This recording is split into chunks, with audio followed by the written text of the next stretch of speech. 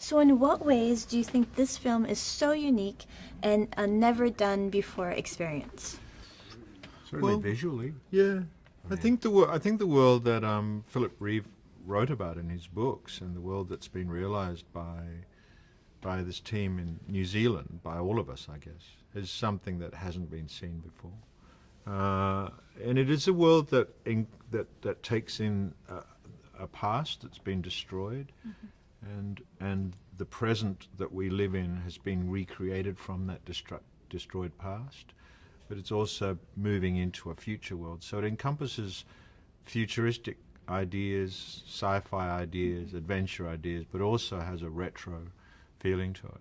And so I think it's a very complex world that we just haven't seen before. This was quite hard to describe exactly what it is because you don't have another reference to say, oh, it's like this or it's like that. So. One of the things that's unique about the world that I think has not been seen before is that the world we live in, the earth that we all live in right now, has become something that's very charted, something that we know. There are no distant corners to the planet anymore because everything is at our fingertips. But this takes place on an earth that has been changed through catastrophe, and in fact the landscapes, the geography has completely shifted because of this. And so you've got people, humans, who are wandering in landscapes that they don't understand, going to unknown places. People don't go to the south because there's something down there, but they don't know what it is. So I think I think that for an audience, whether you're a reader or a viewer, that the idea of an unknown earth, of something that is not so familiar to us, is kind of sexy and very, very attractive, you know? We literally see in the film the map of the world, and it's been changed. So the map that we have grown up with throughout civilization, the map of the world shifts and changes, and we know what it is now, and it's not going to change. But actually, in this film, it has changed again. So we're redrawing the map. So it's mysterious. So, how difficult was it to reinvent the steampunk genre? What did it take? I think they didn't really want to. It's not pure steampunk because steampunk is very popular, but it's based on a Victorian visual aesthetic, and but now there's still elements of that in this film, but it's actually not pure steampunk. Which is very much in keeping with the world that's presented here, because the world that is presented here is something that has been scavenged from old worlds, and new concepts of fashion have emerged out of the material that's available to them. But it's all it kind of. I think that the world of Mortal Engines defines itself as it goes, and certainly it owes to other worlds, but that's the nature of the land in Mortal Engines, is that it's taking things that have been long buried, long disused, and kind of repurposing and refashioning them. So, what is the aspect of this universe that is the most fascinating for you, and why? The most fascinating aspect of the universe. I think for me, it's this idea that certain things that we know have been lost, and the future is uncertain. Trying to find out in the past what was useful for human beings, try to repurpose that. What's fascinating is that these people, they seem to, on one hand, know where they are. They're living in a very structured, tiered, hierarchical society, and yet the landscape in which they exist is actually quite barren, and they are at sea, they are lost. So it's that sense of knowing and not knowing that's really interesting about this. The anxiety, the sense of anxiety that people live with, and yet you've got the protagonist of the film, the young woman Hester Shaw, and Tom Natsworthy. This is the world that they're given, and they live there. They're trying to find joy and purpose, within this world. So even on the edge of catastrophe, there's a spirit that kind of moves forward in a positive way. I like that a lot about this. So why are the characters in these films the most, that you like the most, and why? Stephen's character appeals to me hugely because he seemingly is one thing. People talk about him. People talk about what he is, what he does.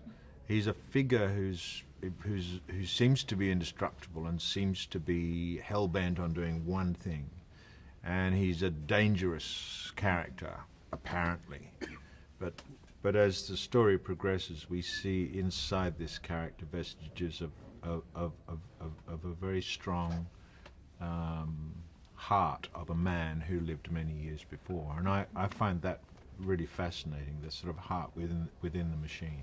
I would say the same, though, in talking about Hugo's character, because I think, Hugo's character is presented in a way that I identify very much in a heroic fashion. The very first image of Hugo in the film, of Thaddeus Valentine, is him with a spyglass looking out, and it's incredibly charismatic view of this guy.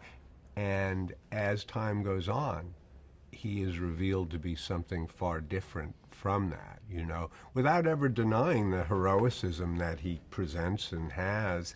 There's also other layers, much, much darker layers to this character. So, it's a fully kind of realized and embodied character. So, I mean, Hugo likes Shrike, I love Valentine, but I think the truth of the matter is we could probably make a case for any of the other characters as well, yeah. So this film has a lot of elements that echo like today's world and what could happen, East versus West and environmental issues. What do you think this movie is about for you? I think really it's about the world. It's about so many different things, but if we're talking about that, it's about how we tend to repeat ourselves. We tend to go around, history repeats itself. There's a cyclical nature to history, and we tend to be locked into this thing of creation and destruction, searching for a better world. But we live in a particular paradigm where that's always going to repeat itself unless we fundamentally change. And I think the world in which we live is certainly being destroyed. The environment is being destroyed rapidly, and there are major issues for all of us now. So this film is set in a world that's already beyond that. That catastrophe has happened. And yet there's potentially hope even within that world. So there's always something to try to work towards, even if the forces against that are massive. And in terms of the humanity, I think it's saying to me that ultimately in a dog-eat-dog world, when you've eaten the last dog, the dog has no alternative other than to eat its own self and to cannibalize itself. And that's not a scenario that's particularly, workable or attractive to anybody. But so much of what's going on our planet right now, in our society, is some form of social Darwinism, where the weak are just being downtrodden by the maw of these plutocrats and stuff like that, where it sounds cliched, but the rich get richer and the poor, they just get weaker and weaker. And I think the film, in an oblique way, maybe not so oblique, addresses that. I don't look too much for messages. In the, at the end of the day, this is just a rip snorter of a great, great saga. The messages are there, but it's a hell of a story. Mm-hmm.